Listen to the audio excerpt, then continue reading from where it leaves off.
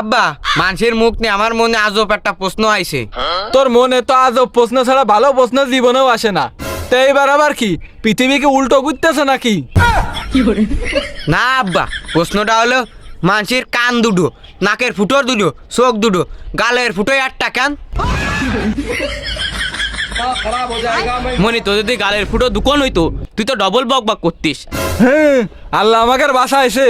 আরে না আব্বা, মানুষের গালের ফুটো যদি দুটো হইতো তাহলে কত সুবিধা হইতো। কি সুবিধা হইতো? এক ফুটো দিয়ে খাইতো আর এক ফুটো দিয়ে কথা কইতো। হাঁস মা কথা কইলে তাহলে ভীষণ লাগতো না? গাধা কনকের, তোর যদি গালের ফুটো দূরে থাকতো তাহলে তো তুই প্রতিদিন 10 কেজি চালির ভাত খাই বেলা দিতিস। আজ ঝগড়া করার সময় দুই গাল দিয়ে গালাগালি দিতিস, পাড়ার মানুষ তো তোর জন্য টিকতেই পারতো না। আচ্ছা বাবা, বাদ দিলাম। মানুষের চোখের উপরে ভুরু থাকে কেন? ভুরু থাকলি তো সমস্যাটা কি? মানুষের ভুরু না থাকলে কি ম্যারাডোনার মতন দেখা যায়?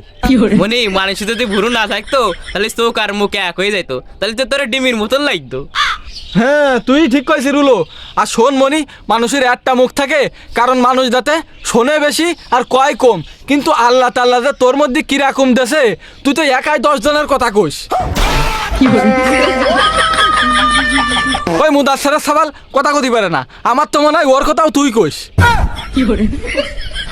আচ্ছা আব্বা, শেষ কথা, মানুষে হাসলি দাঁত দেখা যায় কিন্তু কান নাড়ায় না কেন? মানছি হাসলি দাঁত ভর করে, কিন্তু তোরে আমি আজকে কান নাড়ানো শিখেছি, দেখবি দাঁড়া। আব্বা আব্বা আব্বা আর করবা না, আবার বকবা না, থাক থাক। ভাই থাম, তাহলে তো আমাকে প্রশ্ন করে মুখ এক কানের তো 10 কান বানাই ফেলাই দিছে।